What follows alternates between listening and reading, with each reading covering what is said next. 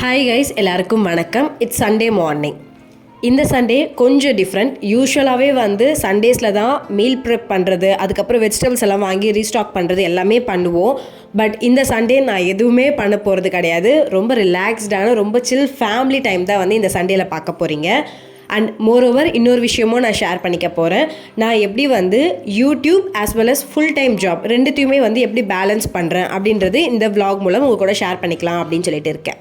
And இது யாருக்கு use ஆகும்னு பார்த்தீங்கன்னா, வீட்டில் இருக்கிற ஹோம் மேக்கராக இருக்கலாம், இல்லைனா ரெகுலராக ஆஃபீஸ்க்கு போகிறவங்களா இருக்கலாம். அண்ட் யூடியூப் ஸ்டார்ட் பண்ணணும்னு ஒரு ஆசை இருக்குது, பட் அது நமக்கு செட் ஆகுமான்ற ஒரு டவுட் இருக்குது அப்படின்றவங்களுக்கு ஒரு ஐடியா. நீங்கள் யூடியூப் ஸ்டார்ட் பண்ணால் இதெல்லாம் நீங்கள் ஃபேஸ் பண்ணணும் அப்படின்ற மாதிரியான விஷயங்களை தான் உங்ககிட்ட சொல்லலாம் அப்படின்னு சொல்லிட்டு இருக்கேன்.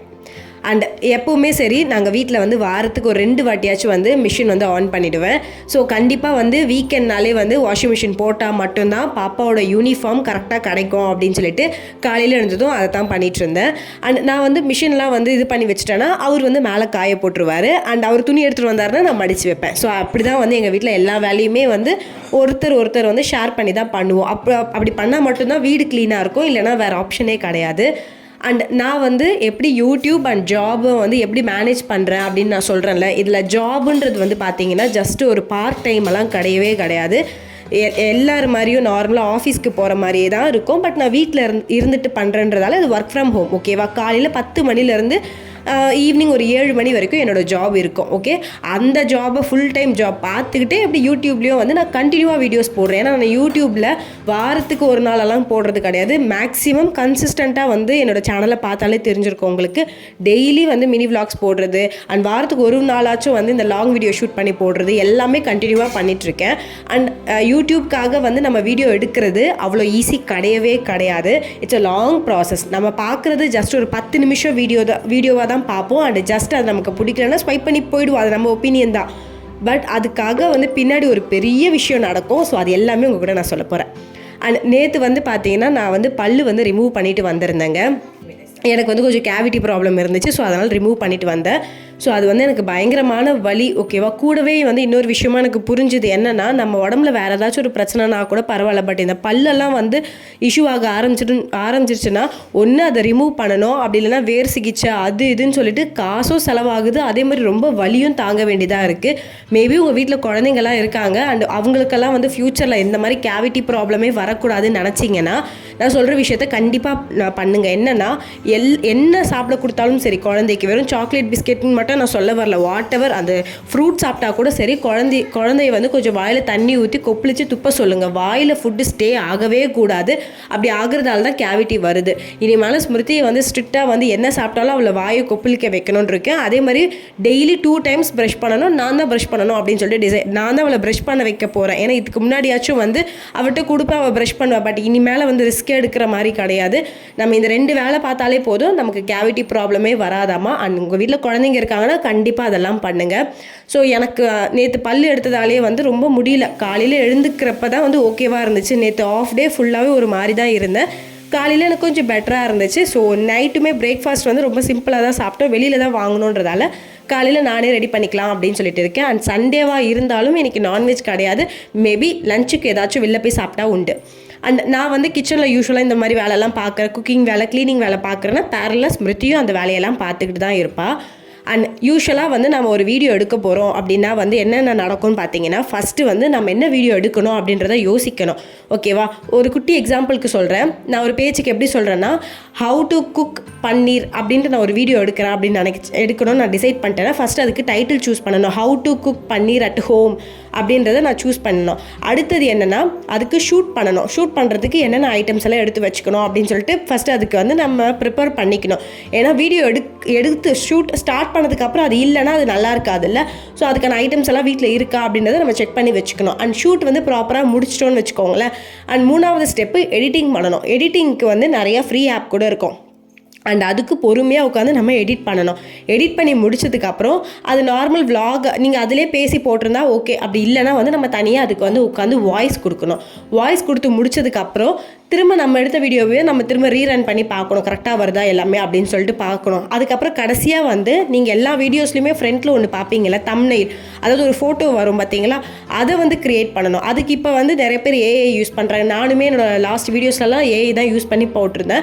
ஸோ ஏஐ யூஸ் பண்ணி க்ரியேட் பண்ணாலும் பண்ணிக்கலாம். ஸோ டைட்டில் சூஸ் பண்ணணும் அண்ட் தம்ப்நெயில் டைட்டில் இது ரெண்டுமே நம்ம சூஸ் பண்ணோம். இதெல்லாம் முடிச்சதுக்கப்புறம் அந்த வீடியோ ப்ராப்பராக ஒரு வாட்டி பார்த்துக்கிட்டு அதுக்கப்புறம் டிஸ்கிரிப்ஷனில் என்னென்ன போடணும், என்னென்ன லிங்க்ஸ் எல்லாம் அட்டாச் பண்ணணுமோ எல்லாத்தையுமே அட்டாச் பண்ணிட்டு கடைசியாக தான் நாம் வந்து ஒரு வீடியோ போஸ்ட் பண்ண முடியும். இதுதான் வந்து ஒரு வீடியோக்கு பின்னாடி இருக்கக்கூடிய வேலை. ஓகேவா? இதைத்தான் நான் வந்து கண்டினியூவாக பண்ணிகிட்ருக்கேன்.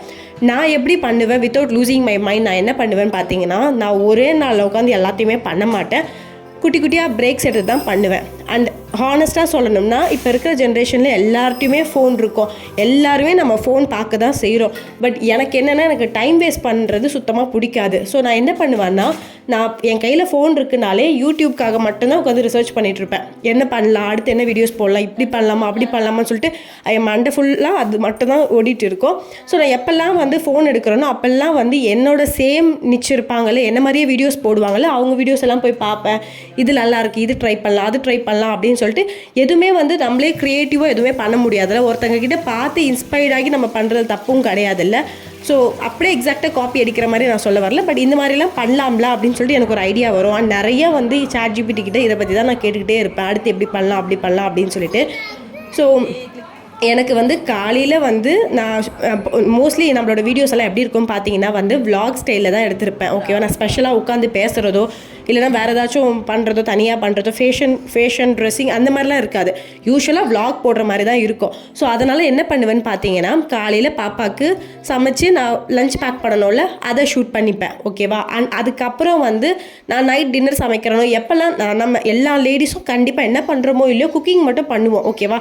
இன்றைக்கி பண்ணுவோம், நாளைக்கு பண்ணுவோம், அடுத்த வருஷம் பண்ணுவோம், பண்ணிக்கிட்டே இருப்போம். ஸோ அது மாற போகிறது கிடையாது. ஸோ நான் என்ன பண்ணிக்கிட்டேன்னா அதை சூஸ் பண்ணிக்கிட்டேன். ஓகே, அது பண்ணுவோம், கன்சிஸ்டண்ட்டாக பண்ண முடியும் அப்படின்னு சொல்லிட்டு நான் குக் பண்ணுறது, நான் பேக் பண்ணுறது, நான் எப்படி என்னோடய லைஃப்பை கொண்டு போகிறேன் அப்படின்றது தான் நம்மளோட யூடியூப் சேனல் அப்படி தான் இருக்கும். ஸோ அதையே வந்து கண்டென்ட்டாக மாற்றிட்டேன். ஸோ காலையில் வந்து ஒரு 6 மணிக்கு எழுந்துக்கிறேன்னா 10 மணிக்கு நான் லாகின் பண்ணணும். 6 to 10 பாப்பாவுக்கு லஞ்ச் பேக் பண்ணுறப்ப நான் என்னென்ன பண்ணுறனோ அதை வந்து ஷூட் பண்ணி எடுத்து வச்சுப்பேன். அண்ட் அந்த டைம்லேயே வந்து எனக்கு பிரேக் இருக்குது. வேலை டைமில் எனக்கு குட்டி குட்டி பிரேக்ஸ் எல்லாம் இருக்கும்ல, லஞ்ச் டைம் அப்படின்னு இருக்கும்ல. ஸோ அந்த டைமில் வந்து குட்டி குட்டியாக எடிட் பண்ணுவேன். ஒரே டைம் உட்காந்து நான் எடிட் பண்ண மாட்டேன். ஏன்னா நான் வெறுத்து போயிடுவேன்றதால மேபி 1 நிமிஷம் 2 நிமிஷம்னு சொல்லிட்டு எடிட் பண்ணுவேன். ஸோ கிடைக்கிற கேப்பெல்லாம் எடிட் பண்ணி ஸோ அப்படி தான் எடுத்து வைப்பேன். ஸோ இந்த மாதிரி தான் வந்து நான் யூடியூப்காக வந்து டைம் ஸ்பெண்ட் பண்ணுவேன். அண்ட் நீங்களுமே வந்து ஜாப் இருந்தாலும் பரவாயில்ல, உங்களுக்கு யூடியூப் ஸ்டார்ட் பண்ணணுன்னு ஒரு ஆசை இருந்துச்சுன்னா கொஞ்சம் கூட தயங்காமல் நீங்கள் ஸ்டார்ட் பண்ணலாம். கண்டிப்பாக வந்து உங்களோட ஹார்ட் ஒர்க் கண்டிப்பாக வந்து பலன் தரும். கன்சிஸ்டண்ட்டாக இருங்க, நமக்கு கண்டிப்பாக நல்லதே நடக்கும் அப்படின்னு சொல்லிட்டு. ஓகே, நம்மளோட யூடியூபோட இதெல்லாம் ஸ்டாப் பண்ணிக்கலாம். அடுத்து வந்து பார்த்தீங்கன்னா ஈவினிங் வந்து கார் வந்து துடைக்கலாம்னு சொல்லிட்டு அவர் கீழே போயிருந்தார். எனக்கு ரொம்ப நாளாக வந்து இந்த டிரைவர் சீட்டில் உட்காந்து அதை வந்து ஃபீல் பண்ணணும்னு ஆசையாக இருந்துச்சு. ஸோ அதனால் எனக்கு பிடிச்ச பாட்டு ஒன்று போட்டுட்டு ஜாலியாக வந்து அப்படியே நினச்சிட்டு இருந்தேன், நம்மளும் வண்டி ஓட்டினா நல்லா இருக்கும்ல அப்படின்னு சொல்லிட்டு ஒரு மாதிரி ஃபீல் பண்ணிட்டு உட்காந்துட்டு இருந்தேன். அண்ட் நான் உட்காரதை பார்த்துட்டு ஸ்மிருதி வந்து நானும் ஓட்ட போகிறேன் அப்படின்னு சொல்லிட்டு இருந்தா. அண்ட் நான் காலையில் வந்து துணி வந்து மேலே காய போட்டிருந்தாங்க. ஆக்சுவலி நல்ல வெயில் தான் அடிச்சிட்டு இருந்துச்சு. திடீர்னு எங்கேருந்து ஒரு மழை வந்துச்சுனே தெரில. ஒரு மணி நேரம் நல்ல மழை, பட் காற்று அடிக்காத மாதிரி தான் இருந்துச்சு. சரி, ஓகே, துணியெல்லாம் ஒன்றும் ஆயிருக்காது, எப்படினாலும் நனைஞ்சிருக்கும். நனைஞ்சிட்டாலே வந்து துணியெல்லாம் ஒன்று அப்படியே ஒட்டிகிட்டு இருக்கோம்ல. ஸோ அது எல்லாத்தையுமே தனியாக ஸ்ப்ளிட் பண்ணி போட்டுடலாம் அப்படின்னு சொல்லிட்டு கீழே கொஞ்ச நேரம் அவங்க கூட இருந்துட்டு அப்புறம் மேலே போகலாம் அப்படின்னு இருந்தேன். அண்ட் நாங்கள் இருக்கிற ஏரியாவில் வந்து பார்த்தீங்கன்னா அது என்ன இதுன்னு தெரியல, எப்போவுமே நான் கருவேப்பிலை செடியை பார்ப்பேன். எங்கள் ஏரியாவில் நிறைய கருவேப்பிலை செடி இருக்கும். ஈவன் நான் சமைக்கிறப்ப இந்த கருவேப்பிலை இல்லை அப்படின்னா நான் நினச்சா கீழே போய் கருவேப்பிலை எடுத்துகிட்டு வந்து சமைக்கலாம்.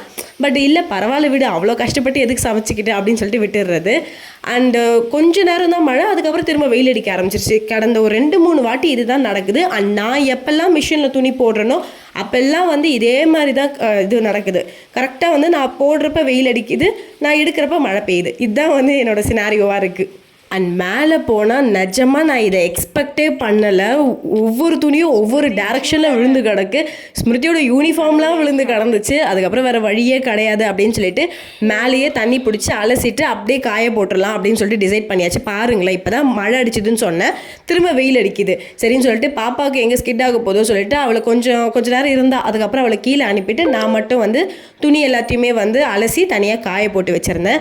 அண்ட் இந்த சண்டே வந்து எனக்கு இதுக்கு முன்னாடியெல்லாம் பல் எடுத்தேன் அப்படின்னா நான் லீவ் போட்டுருவேன். பட் எனக்கு லீவுமே கம்மியாக இருக்க மாதிரி இருக்குது. ஸோ அதனால் லீவும் போட போகிறது கிடையாது. ஸோ அதனால் இன்றைக்கி ஃபுல்லாகவே ரெஸ்ட் எடுத்துக்கணும் அப்படின்னு நினச்சேன். பட் ஆக்சுவலி பல்லெல்லாம் எடுத்தால் தண்ணியில் கை வைக்கக்கூடாதுன்னு தானே சொல்லுவாங்க. எனக்கு அடுத்த நாளே வந்து இந்த மாதிரி தான் ஆச்சு. பட் வேறு ஆப்ஷன் கிடையாது. ஏன்னா இப்போ வந்து நான் அம்மா வீட்டுக்கு போனேன்னா என்னோடய ஒர்க்கும் வந்து அங்கே அடிப்படும். அதே மாதிரி பாப்பாவும் ஸ்கூலுக்கு போகணும். அதே மாதிரி யாருமே வந்து இங்கே இருக்கக்கூடிய சுச்சுவேஷன்லேயும் நான் கிடையாது. ஸோ இந்த மாதிரி இருக்கிறதால நான், ஹஸ்பண்ட், பாப்பா நாங்கள் 3 பேர் தான் எங்களோட வேலைகளை வந்து குட்டி குட்டியாக ஷேர் பண்ணி எங்களுக்குள்ள ஃபேமிலி மொமெண்ட்ஸ் நாங்கள் இப்படி தான் வந்து எங்கள் லைஃப்பை கொண்டு போயிட்டுருக்கோம். அண்ட் உங்களுக்கு வந்து என்னோடய vlogs எல்லாம் பார்க்கணும் அப்படின்னா மறக்காமல் என்னோடய சேனலை சப்ஸ்கிரைப் பண்ணி வச்சுக்கோங்க. அண்ட் இன்னொரு அப்டேட் என்னென்னா, இனிமேல் வாரத்துக்கு 2 லாங் வீடியோஸ் ஆச்சும் போஸ்ட் பண்ணிடணும் அப்படின்னு சொல்லிட்டு இருக்கேன்.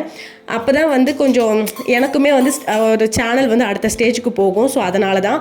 அண்ட் மோரோவர் எனக்கு யூடியூப்பில் வந்து இந்த மாதிரி வீடியோஸ் போடுறது ரொம்ப பிடிக்கும். ஸோ அதனால தான் நான் ஸ்டார்ட் பண்ணேன். அண்ட் இன்னொரு விஷயம் என்னென்னா, உங்களுக்கு யூடியூப் ஸ்டார்ட் பண்ணணும் பட் ஜஸ்ட் ஃபார் காசுக்காக பண்ணணும்னு நினச்சிங்கன்னா தயவு செஞ்சு பண்ணிடாதீங்க. இதை விட பெட்டர் ஆப்ஷன்ஸ் நிறையா இருக்கும்.